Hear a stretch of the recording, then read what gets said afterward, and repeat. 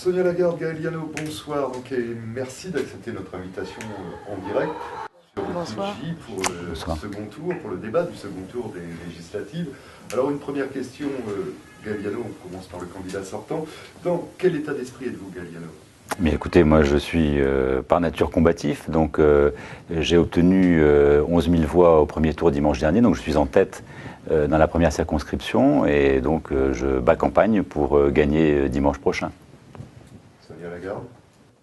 Bonsoir. Eh bien, écoutez, moi j'ai envie de dire que le score qui a été le mien est extraordinaire et que je suis très très optimiste pour la suite. Quels enseignements tirez-vous justement de ce premier tour, Gaël Liano? Tout d'abord, les électeurs qui se sont prononcés dimanche dernier ont, je crois, adressé deux messages. Le premier, c'est que, une fois de plus, une très grande majorité des Calédoniens qui ont voté se sont prononcés très largement pour des candidats loyalistes, des candidats qui souhaitent que la Nouvelle-Calédonie reste dans la France. À peu près 7 sur 10, donc c'est un message très fort.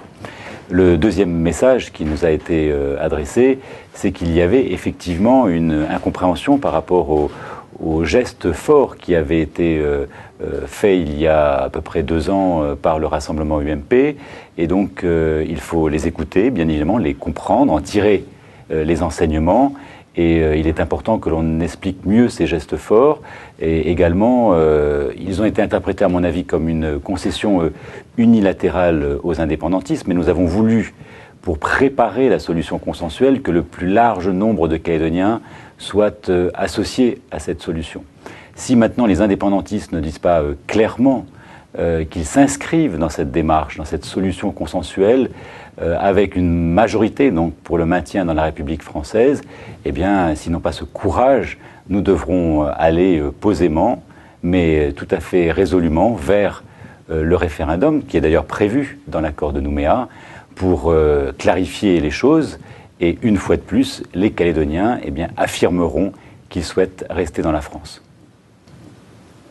Une question à Sonia Lagarde. Quelle est votre analyse des résultats de vos résultats du premier tour? Oui, alors je crois que l'enseignement essentiel qu'on tire de ce premier tour, Gaël Liano disait 7 électeurs sur 10. Effectivement, si on regarde globalement les chiffres, aussi bien sur la première que sur la deuxième circonscription, on s'aperçoit que globalement, il y a 35 000 Calédoniens non indépendantistes qui se sont prononcés contre la politique qui a été menée depuis maintenant un certain nombre d'années, et en particulier depuis 3 ans, la politique du RUMP.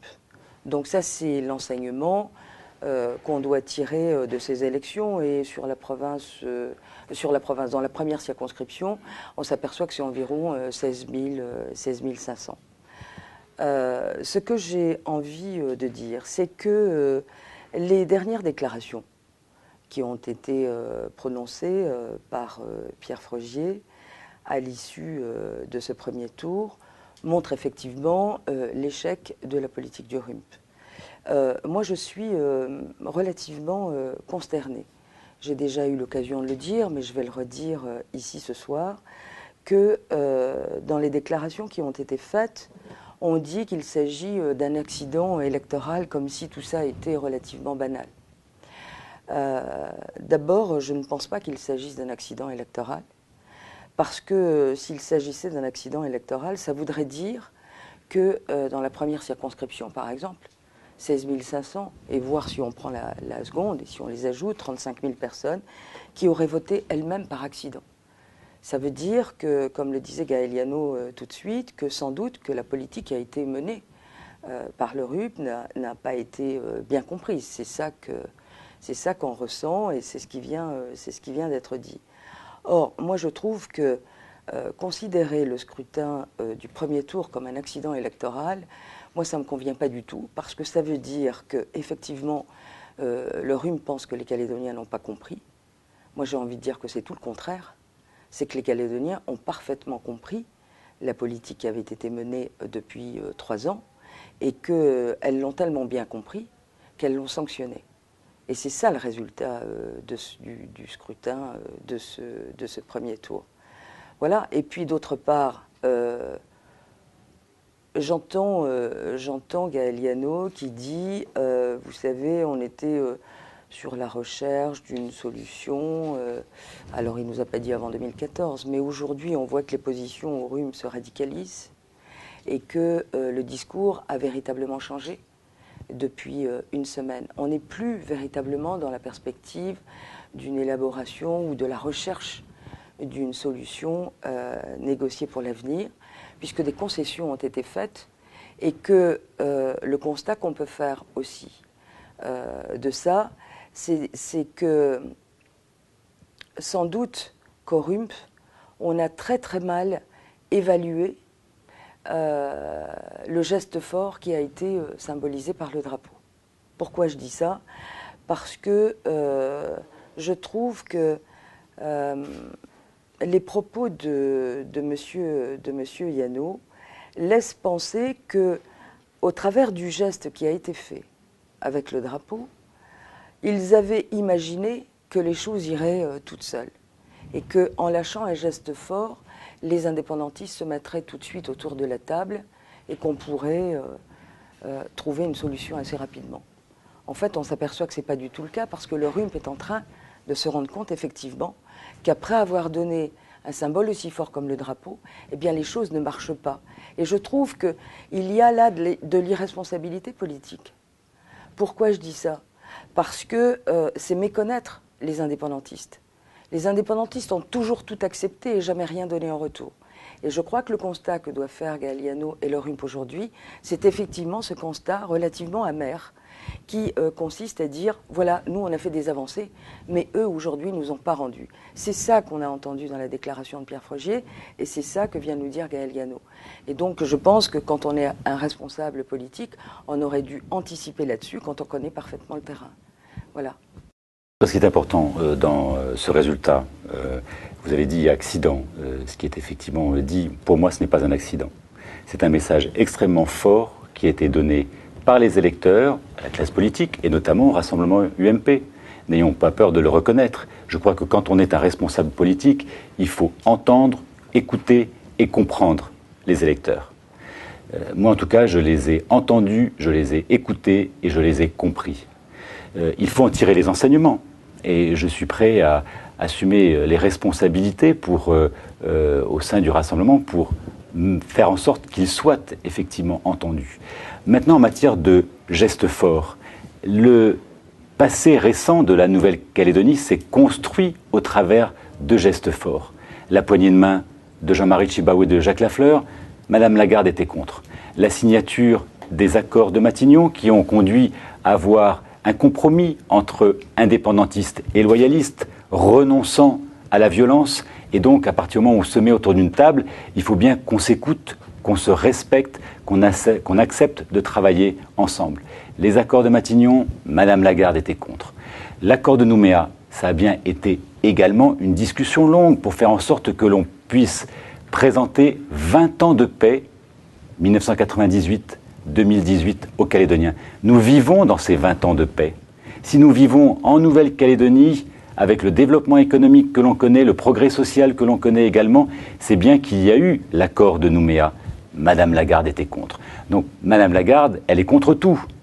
Elle ne propose pas grand-chose et ensuite, eh bien, elle s'oppose à tout. C'est bien ça la différence qu'il y a entre Sonia Lagarde et Gaël Yano. Bien évidemment que nous devons construire la Nouvelle-Calédonie pour nous dans la France, mais cela ne peut se faire dans la paix que si le plus grand nombre est associé à ce devenir, à cette construction d'une communauté de destin, et notamment, c'est vrai, les indépendantistes. Tout s'est fait depuis 24 ans en concertation avec les loyalistes et les indépendantistes. Ça nous amène à engager des gestes forts qu'à chaque fois, à chaque étape, depuis 24 ans, Madame Sonia Lagarde a toujours contesté, combattu, refusé. Mais si on l'avait écouté en 88, si on l'avait écouté en 98, nous n'en serions pas là aujourd'hui. Très bien, vous permettez que je réponde parce que je suis directement attaquée en disant que je suis contre. Alors je vais expliquer quelque chose très clairement C'est vrai ou c'est pas vrai? Et très calmement, vous avez été contre. Vous me laissez non, parler, mais je vous est-ce ai que pas c'est vrai? interrompu. Donc ayez au moins l'amabilité de me laisser développer ce que j'ai envie de développer. Alors vous dites que Sonia Lagarde est contre. Alors j'ai entendu pendant cette campagne effectivement que vous disiez que j'étais contre tout. Je arriverai dans un instant en ce qui concerne les accords de Matignon ou l'accord de Nouméa. Alors effectivement, ça va vous faire très plaisir. Effectivement, j'ai fait une campagne contre. Ça me rend triste. Mais est-ce que vous savez pourquoi j'ai fait une campagne contre? Parce que vous êtes contre tout. Mais pas du tout. Pas du tout, Monsieur Yano. Je vais vous l'expliquer dans un moment. J'ai fait une campagne contre. J'ai fait une campagne contre le drapeau que vous avez monté à la mairie de Nouméa. C'est ça que j'ai dit dans ma campagne. J'ai fait une campagne qui consistait à dire qu'on ne pouvait pas, effectivement, renier, comme vous l'avez fait, tous vos engagements de campagne de 2009 et voire ceux de 2007 aussi. Et puis, je constate que j'ai bien fait de faire cette campagne contre. Parce que finalement, il y a beaucoup de Calédoniens qui ont pensé comme moi, que vous le vouliez ou non. Et puis, je m'aperçois aujourd'hui que vous êtes totalement dans les revirements politiques. Parce que hier, vous avez créé une coalition avec Louis Traoré qui saute partout au Congrès le 1er mai, qui crie Kanaki 2014. Vous avez fait la coalition dans laquelle vous avez englobé l'UC de Charlie Pidgeot. Et puis, vous avez donné le drapeau. Alors, j'avoue que moi, je n'ai pas très bien compris tout ça. Et que je trouvais que, et je trouve toujours, que vous représentez un danger pour le pays. Alors, je ne vous l'ai pas encore dit, mais je vous le dis ce soir. Et je suis totalement confortée dans cette position parce que je vois qu'on est parti d'une coalition. On est parti d'un espèce d'accord pour aller sur une indépendance association. Et puis, on est parti aussi, tout ça est relativement flou, pas clair du tout. On est parti aussi sur un autre élément qui consistait à trouver une solution de sortie de l'accord de Nouméa. Avant 2014, il y avait la précipitation.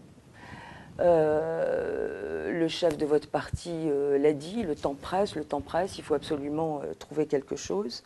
Et donc aujourd'hui, on s'aperçoit que finalement tout ça est parti à volo depuis bientôt une semaine, ça fera une semaine dimanche, que vous avez fait un virage à 90 degrés, parce que tout ça maintenant, on n'en parle plus.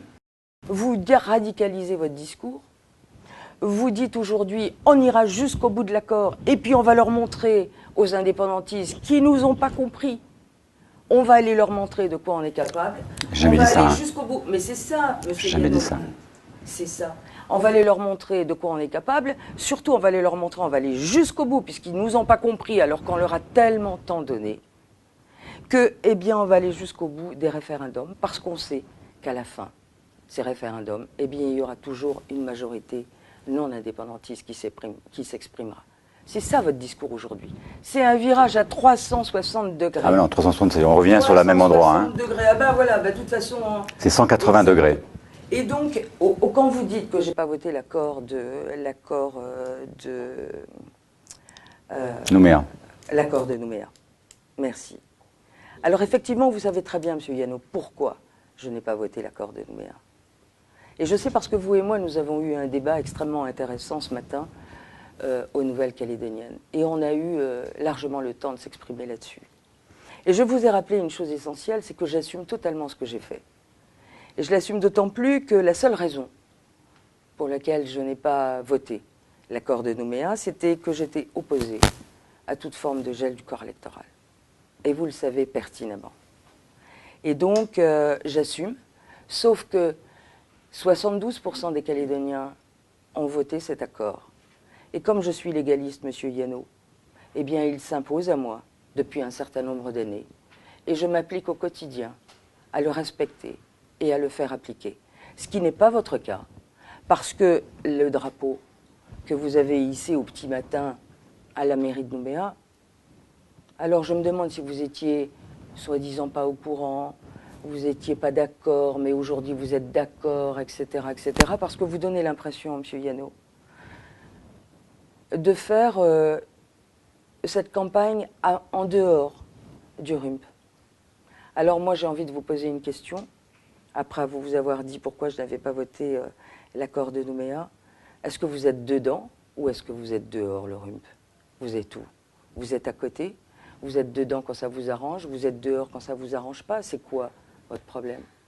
Parce que vous faites une campagne, vous donnez l'impression, M. Yano, de manière très forte, de faire une campagne à côté, ou alors est-ce que vous êtes dedans? Est-ce que vous assumez tout? Dans le rassemblement UMP. Et est-ce que vous avez toujours tout assumé? Je suis résolument dans le rassemblement UMP. Quelques points que je vais revenir. Si on vous avait écouté en 98, nous n'aurions donc pas signé d'accord. C'est bien cela? Pas du tout. Ah bon? Absolument pas. Mais si, puisque vous êtes contre l'accord de Nouméa. Absolument Je pas. vous rappelle que l'accord de 98 ne comportait pas le gel du corps électoral. C'est bien un corps électoral glissant. Donc, S'il s'agissait d'un référendum national, et vous savez très bien que 65% des Calédoniens n'ont pas voté les accords de Matignon. Voilà. Je parle de l'accord de Nouméa, madame.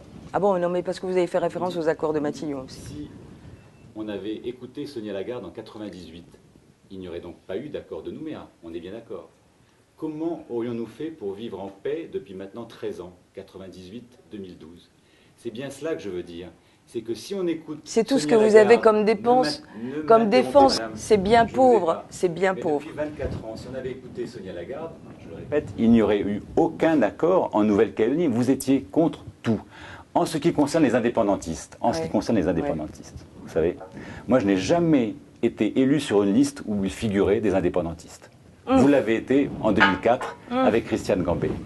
Je n'ai jamais siégé dans un exécutif, vous la province sud, où faire élire un indépendantiste, une indépendantiste, Christiane Gambé, comme vice-présidente de la province sud. De manière totalement ouverte. Je continue. Non, mais laissez-moi tout le monde terminer, savait. Madame Lagarde, s'il vous plaît, soyez correcte et polie avec moi. D'accord. Bien, merci. Correct, oui. Poli, je l'ai toujours été. Contrairement à vous, mais c'est un autre débat. Soyez correct, s'il vous plaît. Donc, moi, je n'ai jamais fait ce que vous avez fait. Donc, je n'ai aucune leçon à recevoir de vous. Mais vous avez fait pire. Non, mais ne m'interrompez pas. Et puis, ce que je constate, en fin de compte, c'est quand même un peu étonnant. Le parti de libération Kanak socialiste, le parti LKS qui vous soutient pour le second tour. Si j'étais, moi, si proche des indépendantistes, vous ne croyez pas que j'aurais eu un soutien également du parti indépendantiste? Alors, je vais vous expliquer tout ça, M. Yano, parce qu'il me semble que vous n'avez pas tout compris. Soutient, donc c'est quand même un peu étonnant, tout ça. Donc, vous voyez, tout ceci ne colle pas, tout ceci ne s'imbrique pas. Attendez, donc, je trouve en fin que de votre compte, défense... Ce qui me paraît important, c'est que l'on propose aux Calédoniens une solution la plus large possible. Nous nous retrouvons dans cette solution. Nous n'avons pas changé. Nous disons clairement que l'avenir de la Nouvelle-Calédonie, comme ça a été le cas sur les années passées, doit se construire avec des gestes entre loyalistes et entre indépendantistes. Donc nous continuons à être dans cet esprit-là. Si, par hasard, je le regretterai, nous n'arrivons pas à cela, eh bien nous irons au référendum d'autodétermination tel que prévu par l'accord de Nouméa. Mais notre volonté à construire une solution dans un consensus, dans la France et dans la paix, reste intacte. Et donc c'est bien cela qui ne correspond pas à votre état d'esprit, puisqu'à chaque fois que cela a été fait, Sonia Lagarde s'est opposée, a critiqué et, en fin de compte, a été contre. Donc c'est une véritable différence qu'il y a entre vous et moi. Moi, je porte dans mon engagement politique ce qui a été fait depuis 24 ans pour permettre aux Calédoniens de vivre en paix. Je me suis toujours inscrit dans cette logique, dans un premier temps au RPCR, maintenant au Rassemblement UMP. Vous, depuis le début de votre engagement politique en 1995, vous n'avez eu de cesse de vous opposer à tout ce qui était proposé par notre parti politique pour en fin de compte refuser sans rien proposer en solution alternative. Très bien, vous permettez que je réponde? Très bien. Alors, j'aurais tendance à dire que la défense de M. Yano me paraît excessivement maigrelette. Allez remettre sur le tapis, d'abord la première chose, de dire que Christiane Gambé était sur la liste en 2004. Alors effectivement, Christiane Gambé, indépendantiste modérée, était sur la liste en 2004. C'est bien, vous le reconnaissez. Mais attendez, je ne vais pas le nier, enfin bon. Non mais c'est bien. Ça s'est fait de quelle manière, M. Yano? De quelle manière c'est fait? Comment a été présentée cette liste aux Calédoniens? Vous allez nous le dire. Elle a été présentée telle que celle que vous avez présentée, vous-même, au RUMP. c'est-à-dire dans la transparence la plus totale. Et ce qui vous a bien chagriné, M. Yano, c'est que vous aviez perdu en 2004. Mais par contre, qu'est-ce que vous avez fait, vous? Vous ne pouvez pas, je n'ai pas de leçon à recevoir de vous, M. Yano, parce que qu'est-ce que vous avez fait, vous? Vous, vous êtes engagé avec le RUMP en 2009, avec un certain nombre de promesses et d'engagements faits aux électeurs. Et vous avez fait, au bout de 3 ans, tout le contraire de ce que vous avez fait. Ça, c'est faux. Et quand vous êtes allé chercher la coalition, quand vous avez fait alliance avec Louis Cotra-Ouregaï, quand vous avez fait alliance avec Charlie Pidgeot, que vous avez créé cette coalition, que vous avez renversé le gouvernement, etc., etc., est-ce que, et quand vous avez monté le drapeau, est-ce que les électeurs qui ont voté pour vous, à cette époque-là, est-ce que ça faisait partie de vos engagements? Notre engagement, ça ne faisait madame, pas partie, vous me laissez parler, ça ne faisait pas partie de vos engagements. Et vous voyez, il ne faut pas venir nous parler de l'affaire de Gambé. Parce que l'affaire de Gambé, elle était transparente, elle était sur une liste. Et vous avez perdu à ce moment-là ces élections.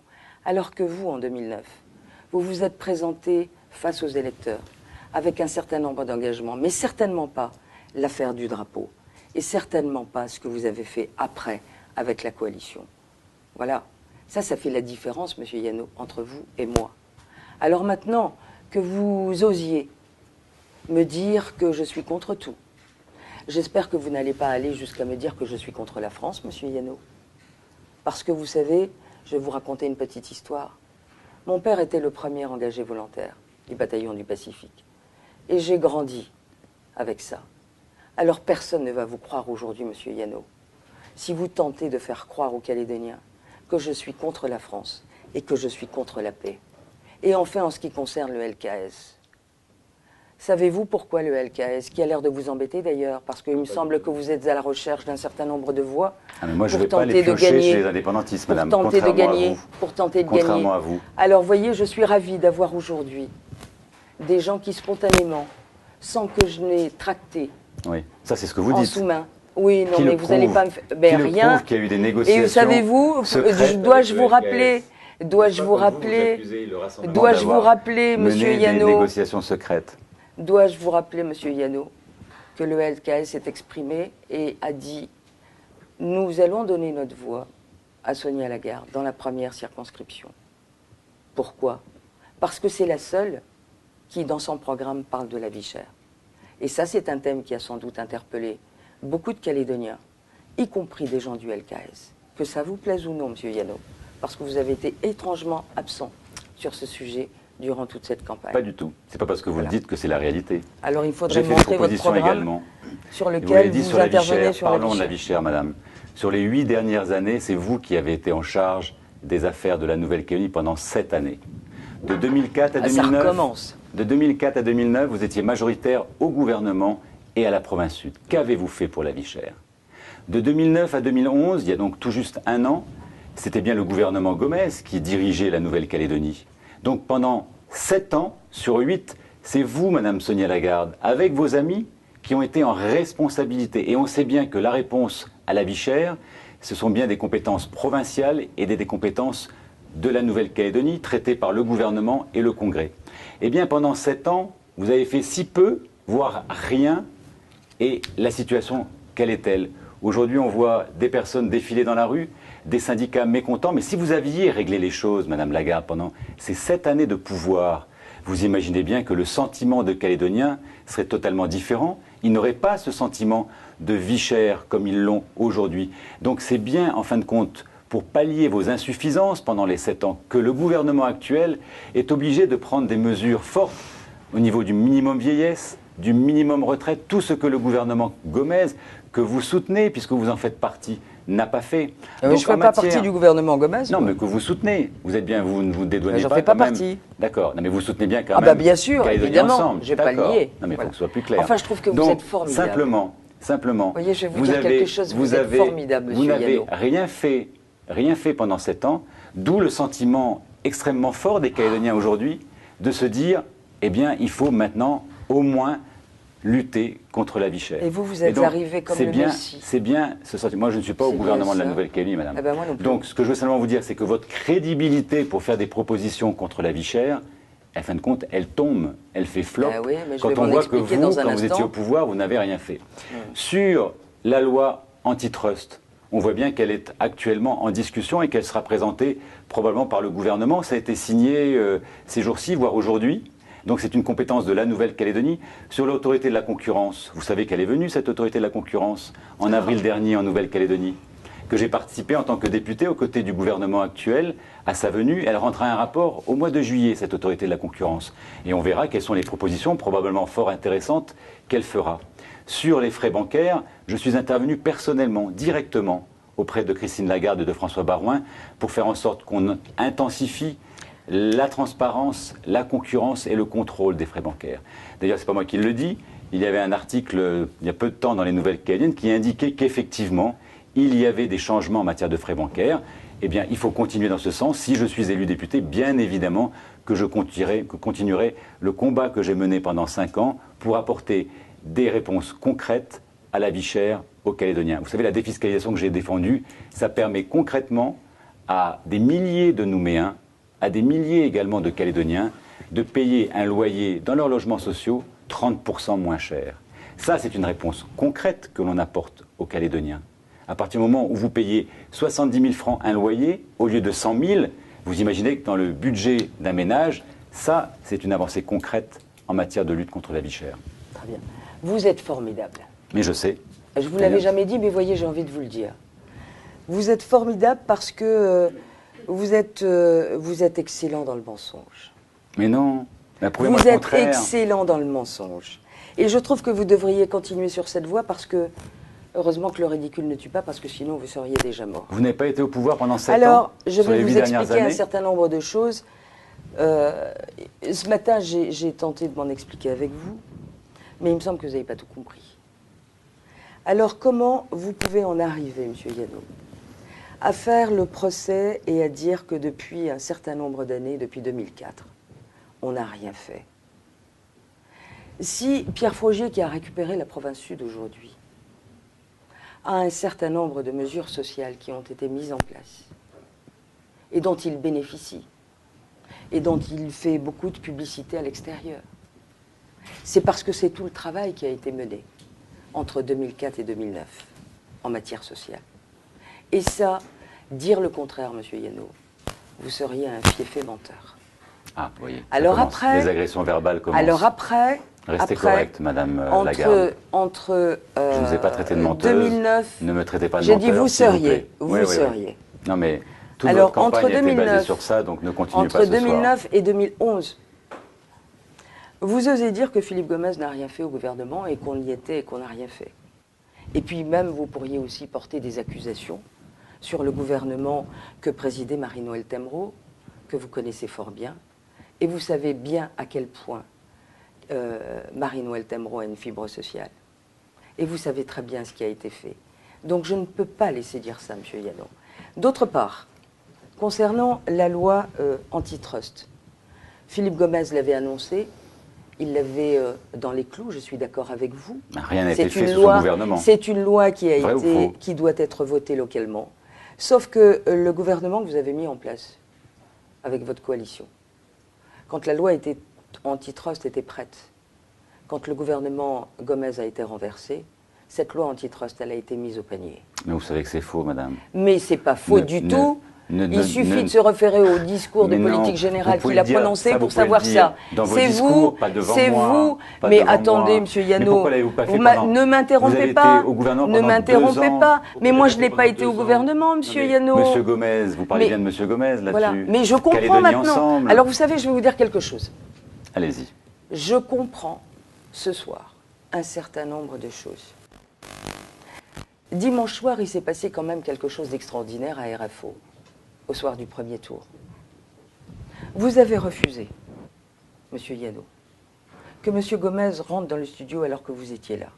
Et vous avez fait un pataquès. Mais c'est faux, ça. Vous avez fait un pataquès du tonnerre. Et je comprends aujourd'hui, et je suis en train de comprendre ce soir, que vous avez fait sortir, Madame Lagarde, Monsieur Yano, vous avez fait sortir Monsieur Gomez du plateau parce que vous ne vouliez pas vous retrouver en face de lui. Alors je comprends, parce que si vous aviez sorti autant d'inepties, vous l'auriez trouvé devant lui. J'étais en train de me faire maquiller quand Monsieur Gomez... Enfin, Monsieur Yano. Alors en plus, oui, on revient sur le débat. On revient sur le débat parce que là, j'ai encore entendu des choses incroyables. C'est que quand on regarde le programme, mais je ne dis pas de mensonge, moi j'ai toujours dit la vérité. J'ai toujours dit la vérité, Monsieur Yano. Absolument pas. Un flagrant délit de mensonge. Ça, c'est quelque chose que vous ne pouvez pas me reprocher. Vous, oui, je suis d'accord. Mais moi, je ne mens pas, Monsieur Yano. À la télévision, et les Calédoniens le savent très bien. Et donc, qu'est-ce qui se passe? Qu'est-ce qui s'est passé? Je constate ce soir que vous évoquez la loi antitrust, vous dites qu'il faut qu'elle soit votée localement, on est d'accord là-dessus. Okay.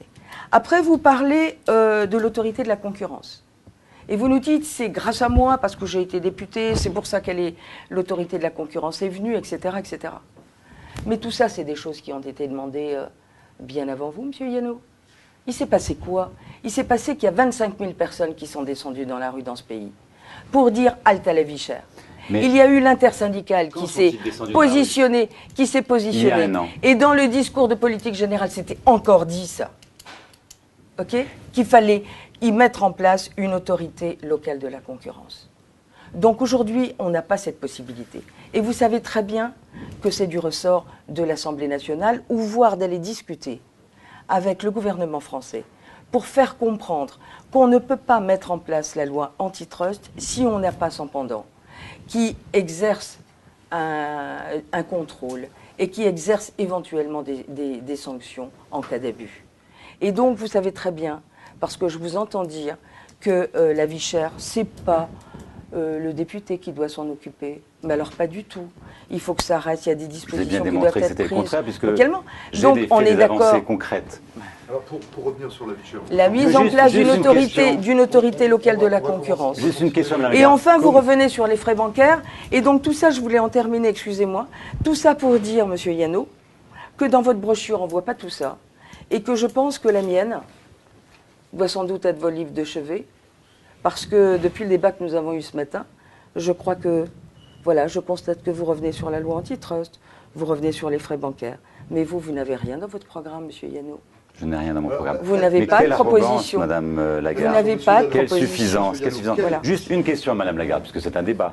Comment expliquez-vous, Madame Lagarde, que depuis un an, le sentiment de vie chère est si fort chez les Calédoniens, alors que vous avez, vous, aux Calédoniens ensemble, été en responsabilité de la province sud et de la Nouvelle-Calédonie. Mais oui, mais comment expliquez-vous que c'est tout, mais il faut trouver d'autres arguments, Monsieur Yano. Répondez-moi. Il faut en trouver comment d'autres. faites-vous pour expliquer que les Calédoniens vivent cette vie chère si fortement, alors que vous avez été au pouvoir de 2004 à 2011? Ah bah tiens, je vais vous expliquer quelque chose qui vous manque. Mais donc, je vais vous expliquer quelque chose qui vous manque. Qu'avez-vous fait pendant 7 ans pour qu'aujourd'hui, effectivement, les Calédoniens vivent leur quotidien avec ce sentiment de vie chère?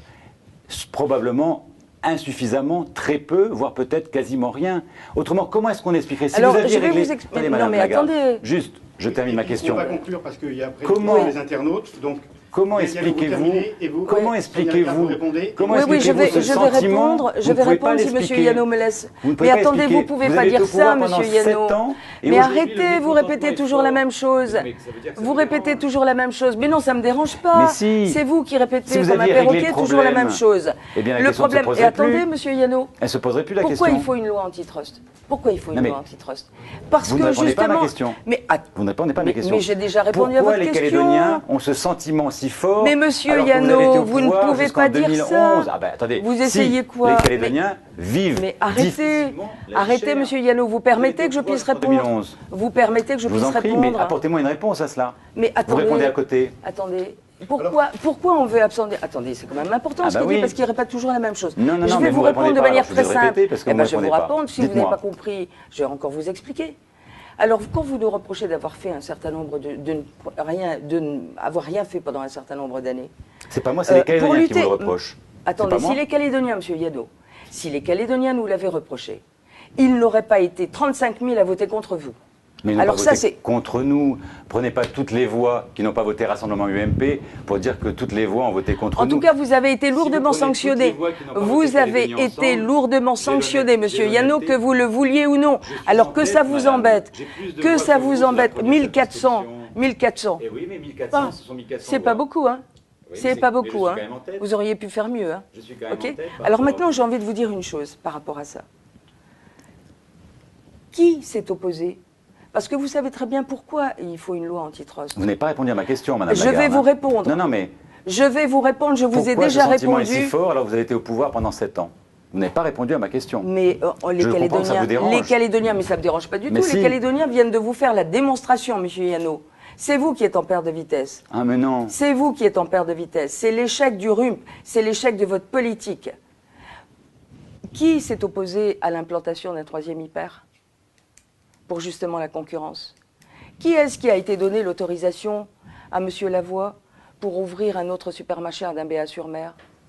Et vous saviez que vous l'aviez déjà donné. Et qui vous l'aviez déjà donné à la province Sud. Mais si, c'est faux. Vous l'aviez déjà donné, Madame Lagarde. Et donc, alors est-ce que c'est vous, Monsieur Yano, qui menez une politique contre la vie chère, ou alors est-ce que c'est nous? En tout cas, ce que je constate, Monsieur Yano, c'est que dans votre programme, vous n'avez rien, vous êtes sec, et vous ne faites que reprendre ça parce que vous vous êtes aperçu d'une chose pendant cette campagne, mais pas du tout. Vous avez repris le programme des autres, vous ne reprenez le programme des autres parce que vous avez été confronté, Monsieur Yano, au peuple pendant cette campagne, et que vous avez d'un seul coup entendu le peuple qui avait des soucis de vie chère. C'est ça votre problème. Il n'y a rien et que je ne fais que reprendre vos idées. Vous ne croyez pas que c'est désobligeant et insultant par rapport à vos adversaires? Mais pas du tout. Nous sommes très calmes. Mais non, je suis très calme aussi. Nous sommes très calmes. Beaucoup de suffisance de votre part, Madame Lagarde. Beaucoup de suffisance. Vous pensez à tout et moi je ne pense à rien. C'est bien cela? C'est bien cela. Une dernière question, puisque la vie chère intéresse tout le monde. Oui. Une question que les gens, qui intéresse les gens, c'est concrètement, qu'allez-vous faire si vous étiez élu comme député? Si vous êtes élu comme député, qu'allez-vous faire pour lutter contre la vie chère? Quels sont vos moyens d'action et qu'est-ce que vous souhaitez mettre en place? Concrètement, déjà, il est important, parce que c'est un sujet qui va être débattu très rapidement, de défendre l'outil des fiscalisations pour continuer, je le dis clairement, à faire en sorte que, notamment dans les logements sociaux, il y ait cette réduction de 30% des loyers pour les nouveaux logements qui seront construits. Il est important également de continuer à travailler sur les frais bancaires. Je dis qu'il y a eu des avancées que j'ai pu obtenir déjà des 2 ministres de l'économie et des finances que j'ai cités. Il faudra également continuer en ce sens, mais le travail a déjà commencé, il est déjà salué. Et il y a également, bien évidemment, toutes les questions de compensation financière de l'État vis-à-vis de la Nouvelle-Calédonie pour faire en sorte que l'État puisse continuer à soutenir la Nouvelle-Calédonie comme elle le fait jusqu'à présent, avec les 145 milliards qui sont donnés chaque année à la Nouvelle-Calédonie, prélevés sur le budget de l'État. Madame Lagarde, avant de conclure et de passer, avant de passer aux questions des internautes, la même question. Oui, moi je constate une chose, c'est que Monsieur Yano nous parle beaucoup de logements sociaux et de logements sociaux par rapport à la défiscalisation. Ce que je constate moi aujourd'hui, c'est que la production de logements sociaux a été divisée par 4. A été divisé par 4 depuis que le RUMP a pris la province, parce qu'on s'achemine plutôt vers une légalisation des squats que de la construction de logements sociaux. Et donc dans la défiscalisation aujourd'hui, il est important, effectivement, à Paris, d'essayer de faire en sorte, parce qu'on a bien vu qu'il y avait des coups de rabot, mais que le logement social est véritablement une priorité. On l'a bien compris de l'État par rapport à la défiscalisation. Et donc il faut bien sûr aller à Paris pour faire en sorte d'influencer sans doute ceux qui sont aujourd'hui aux manettes et qui ont coupé cette production par 4 et qui ne vont pas répondre à la demande. Et donc voilà, alors si on peut faire pression au niveau de Paris pour faire prendre conscience que la politique qui est menée aujourd'hui n'est pas véritablement la bonne, alors je suis preneuse de ça. Et c'est de porter surtout une voix différente. Et par rapport à la vie chère, j'ai entendu Victorin Lurel, le ministre de l'Outre-mer, qui a déclaré quand il s'est installé rue Oudinot, qu'est-ce qu'il a dit? Il a dit « Je vais faire de la vie chère ma priorité ». Il sait de quoi il parle, puisqu'il vient de la Guadeloupe. Et Dieu sait si on a bien vu les problèmes qu'a pu avoir la Guadeloupe, la Martinique et récemment la Réunion. Et donc, moi, je dis attention. Le problème de la vie chère est un problème qui doit être pris à bras-le-corps. Alors, il y a un certain nombre de dispositions qui doivent être mises en place localement, mais il y en a d'autres, et on l'a bien vu, des dispositifs où il faut demander l'aide de l'État pour les mettre en place. Et donc, moi, j'en fais une priorité. Parce que je considère que nous ne pourrons absolument rien construire, et peut-être même pas se mettre autour d'une table demain, pour trouver une solution de sortie de l'accord de Nouméa, qui inscrira bien évidemment durablement la Nouvelle-Calédonie et la France. On ne fera rien de tout ça si on laisse la fracture sociale s'aggraver, parce qu'elle est de plus en plus grande, et que quand les bases, les fondations ne sont pas bonnes, eh bien, on ne peut absolument rien construire. Donc oui, j'en ferai ma priorité. Je n'ai entendu aucune proposition concrète. Merci. On va donc marquer une pause. On se retrouve avec Olivier Sargent pour la question des internautes dans 5 minutes de pause. Merci. Bonsoir Monsieur Yano, bonsoir Madame Lagarde. Bonsoir. Bonsoir. La bonne nouvelle, c'est que beaucoup d'internautes ont envoyé des questions vous concernant. Ils sont très intéressés par ce débat. On va commencer par Monsieur Yano, votre député sortant. Monsieur Yano, pourquoi ne demandez-vous pas à vos électeurs de voter Monsieur Gomez dans la seconde circonscription? Êtes-vous prêt à le demander solennellement devant les téléspectateurs? Alors probablement que la personne qui a posé cette question ne m'a pas écouté dès dimanche soir lorsque je suis allé sur le plateau de télévision à Télé Nouvelle-Calédonie Première, puisque dès l'annonce des résultats, j'ai indiqué clairement que pour moi, mon seul combat, c'était combattre l'indépendance, et donc qu'il fallait faire en sorte de faire barrage aux candidats indépendantistes. Donc ma position là-dessus est extrêmement claire. Je viens de vous dire donc qu'il fallait faire barrage aux candidats indépendantistes, et donc par conséquent, pour empêcher un candidat indépendantiste d'être élu dimanche prochain, il faut voter donc pour son adversaire. Madame Lagarde, je suis fier qu'une femme soit notre députée. Que pensez-vous des propos de M. Gay à l'IAT? Ah, parfaitement choquant. Parfaitement choquant. Moi, j'ai été atterrée quand j'ai vu le reportage à la télévision, où le jour du 8 mars, la journée de la femme, Éric Gay dit, alors qu'il vient, il est en campagne électorale, il vient serrer des mains. Il y a des femmes qui ont fait un certain nombre d'ouvrages et qui sont très fières de montrer leur travail. Et puis, M. Gay a dérapé et il a dit qu'il fallait qu'il les quitte parce qu'il me semble, il fallait qu'il aille à une autre réunion où les problèmes des hommes étaient plus importants que les problèmes des femmes. Voilà. Donc moi, j'ai, comme de nombreuses femmes, été relativement choquée, et même très très choquée par ces propos. Et ce que je voudrais dire, c'est qu'il reste encore bien des combats à mener, parce qu'il y a encore des inégalités, il y a encore des discriminations qui sont faites aux femmes, et en particulier, à diplôme égal, les femmes sont sous-payées. En France métropolitaine, c'est 25% de moins. Et une récente étude en Nouvelle-Calédonie, eh bien, le chiffre est à peu près la même chose, entre 20 et 25%. Donc, moi, j'ai envie de dire à cette dame qui pose la question, de lui dire que si je suis élue députée demain, je serai la première femme calédonienne à rentrer à l'Assemblée nationale. Et que eh bien, je serais vraiment très très honorée de ça.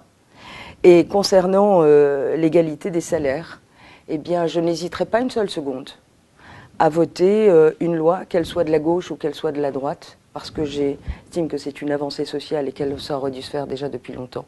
Donc je serai très très volontaire sur ce plan-là pour voter cette loi, et j'espère que le gouvernement de la Nouvelle-Calédonie se penchera très très bientôt et trouvera les solutions adéquates pour que cette inégalité ne subsiste plus dans notre pays, comme elle existe aujourd'hui.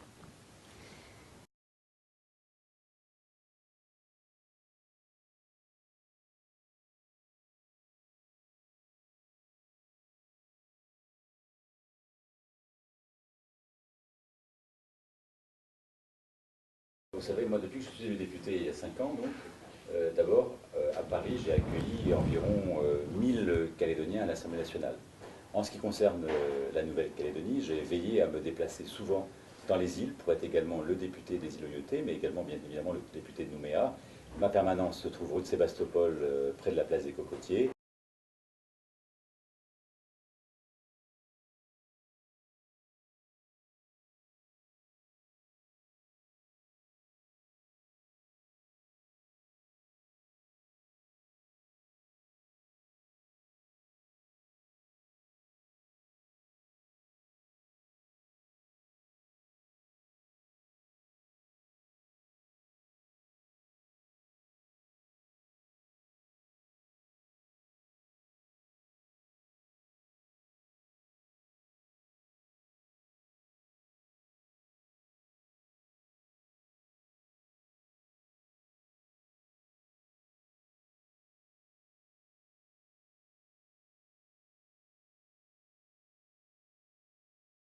Oui, alors je voudrais dire à cet internaute que ça n'était pas possible. Ça n'était pas possible pour la simple et bonne raison qu'il faut se souvenir de ce qui s'est passé. Jacques Chirac est venu sur le territoire en 2003. Le Conseil constitutionnel avait déjà été interrogé avant, savoir si c'était un corps électoral glissant ou gelé. Le Conseil constitutionnel avait dit qu'il était glissant. Et quand Jacques Chirac est arrivé sur le territoire en tant que président de la République, il a réuni la classe politique. Et il a demandé à chacun d'entre eux ce qu'ils pensaient et ce qu'ils souhaitaient. Corps électoral glissant, corps électoral gelé. Et Jacques Lafleur, qui était présent, la phrase a fait le tour de la ville et ça a même été écrit. Jacques Lafleur, à ce moment-là, a dit, parce que les indépendantistes, c'est quand même la pierre d'achoppement, il a fallu un certain nombre de concessions de part et d'autre, et qu'ils en ont fait quelque chose d'essentiel dans l'accord. Et Jacques Lafleur avait dit « Je comprends les indépendantistes ». Il se trouve que le président de la République a pris sa décision et qu'il en a fait l'annonce sur la place des Cocotiers pour dire qu'il réunirait le Parlement à Versailles. Alors, quand on dit aujourd'hui que Sonia Lagarde n'était pas présente au Conseil municipal lorsque le vœu a été déposé, que Sonia Lagarde n'a rien fait quand le vœu a été déposé au Congrès. Ce que j'ai envie de dire à cet internaute, que ça n'est pas un petit vœu déposé auprès des élus du conseil municipal de Nouméa, ou un vœu déposé au Congrès qui aurait changé le cours des choses, parce que les choses étaient pliées. Donc ça n'aurait pas fait quoi que ce soit de plus que ce qui a été fait. Et je refuse aujourd'hui qu'on puisse dire que c'est à cause de moi ou à cause du parti auquel j'appartiens que les choses auraient pu être différentes et que si on avait voté ces vœux, ça aurait changé la face du monde. Je déplore qu'on ait aujourd'hui deux catégories de citoyens et j'ai eu le temps de m'exprimer tout à l'heure là-dessus et d'expliquer pourquoi je n'avais pas voté ou j'avais appelé à voter non à l'accord de Nouméa. Je maintiens ça. Je suis profondément contre parce que je trouve que c'est une véritable injustice. Mais on ne peut pas aujourd'hui, sur des prétextes divers et variés, ramener ça à ma petite personne ou aux quelques élus qui étaient autour de moi ou dans mon groupe à cette époque-là où on aurait tout changé. Pas exagéré. Monsieur Yano, la publication du patrimoine et du casier judiciaire des élus, est-ce pour vous normal et pouvant être interprété comme une intrusion dans votre vie privée ? Pour moi, c'est une question normale. De toute façon, c'est la loi. Lorsque j'ai été élu député il y a 5 ans, eh bien, j'ai eu 1 mois pour déclarer l'intégralité de mon patrimoine, c'est-à-dire tous les comptes bancaires, tous les biens que je possède, que ce soit des meubles, véhicules, donc un tableau. Donc il a fallu le déclarer et je l'ai fait également. C'est également la loi avant le 19 mai, au risque autrement de ne pas pouvoir être éligible. Donc j'ai de nouveau, 5 ans après, déclaré au Conseil d'État l'intégralité de mon patrimoine. C'est une obligation légale qui s'impose à tous les députés, à tous les sénateurs. Ça ne me choque pas. C'est effectivement un peu une intrusion dans la vie privée, puisqu'on doit donner tous ses comptes bancaires, même ceux que l'on a en compte joint avec son épouse. Mais c'est la loi, et je la respecte et je l'ai appliquée. Concernant mon casier judiciaire, moi je n'ai pas de difficulté sur mon casier judiciaire, il est vierge. C'est peut-être pas le cas de tous les candidats, mais en tout cas en ce qui me concerne, moi, je n'ai pas de problème au niveau de mon casier judiciaire. Alors on va bien en régie la répartition du temps.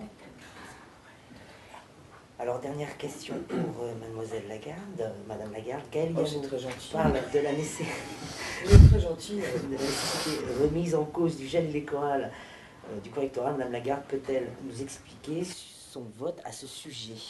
Pardon, vous pouvez me répéter la question parce que je n'ai pas très bien saisi. Gaël Yano parle de la nécessité de la remise en cause du gel du corps électoral.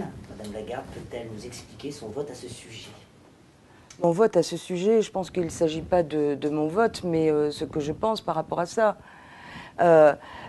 Pendant cette campagne qui s'achève, j'ai fait une proposition concernant le gel du corps électoral. On constate quoi aujourd'hui? On constate qu'environ 23 000 personnes ne pourront pas voter aux élections provinciales. Et je me suis exprimée longuement là-dessus et j'ai dit que pour moi c'était un scandale, mais qu'il y avait un scandale dans le scandale. Parce qu'à l'intérieur des 23 000, on retrouve 4 600 personnes environ qui sont nées sur le territoire et qui sont parties pour des raisons personnelles, qui sont parties pour des raisons professionnelles, mais aussi parce que certains d'entre eux ne s'étaient pas fait inscrire sur les listes électorales. Et donc aujourd'hui, ces gens-là qui sont nés en Nouvelle-Calédonie, qui sont calédoniens, qui sont kanaks, qui sont wallisiens ou autres, eh bien, ils sont privés du droit de vote pour les élections provinciales. Donc j'ai fait une proposition très concrète, c'est de dire il faut absolument, au prochain comité des signataires, mettre le cas de ces 4 600 personnes sur la table, de façon à ce qu'on trouve les voies et les moyens pour les réintégrer, de manière à ce que, parce qu'ils sont nés ici, puissent voter aux prochaines élections provinciales. Alors, je sais aussi que cette solution n'est pas satisfaisante. Elle n'est pas satisfaisante pour les 19 000 qui restent, parce qu'on a l'impression qu'on introduit à nouveau un caractère discriminatoire. Mais on sait très bien, les uns et les autres, que revenir sur le gel du corps électoral, qui fait partie de la Constitution, eh bien, M. Yano disait qu'il faudrait en rediscuter le jour où on négociera une solution de sortie. Je crois qu'il n'y a pas d'autre solution que celle-là. Je le déplore, mais cet élément s'impose à nous. Voilà. Alors justement, on a une question qui a été demandée par beaucoup d'internautes que vous n'avez pas pu nous soumettre aux deux candidats, en tout cas les candidats en liste pour l'instant. Quelle sera pour vous concrètement la sortie des accords de Nouméa? On a combien de temps pour faire cela? D'accord.